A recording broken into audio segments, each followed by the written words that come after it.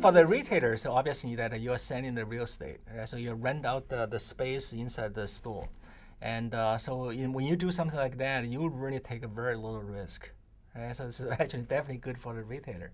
And just imagine that if you have a building, you rent it out, and the rents just come in, day out, and you don't really have to do much there. And obviously, that is good thing for the retailer for sure. And also that in fact that it is good for retailer and the manufacturer in a different way, in the sense that just imagine that if I sell my product inside store one, okay, I also sell the product inside the store two.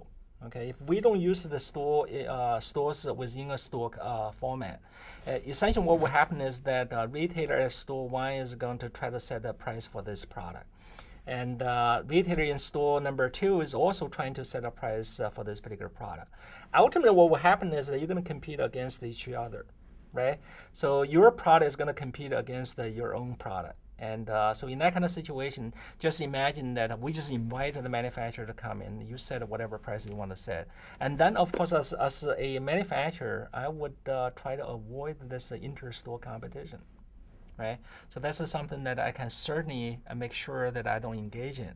If you don't engage in that kind of a competition, obviously that if you like a certain brand, and you're going to buy that brand anyway, right? So I don't have to sort of charge a low price. Certainly consumers have no way to pit one store against the other, so that they will all sort of raise down in price to try to attract those customers. So in that sense, it's actually good for the manufacturer, good for the retailer, but not necessarily good for the customers.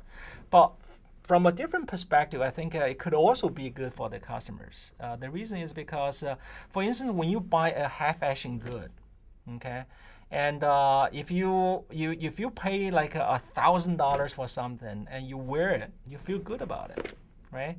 But on the other hand, that if you actually, for the same clothing, if you actually charge, let's suppose $10 for it, you probably don't really care much about it, right? So there is a certain value associated with the high price there, simply because you feel good about how exclusive it is and how much you spend on this, so that you got to treasure what you wear and you feel differently about yourself.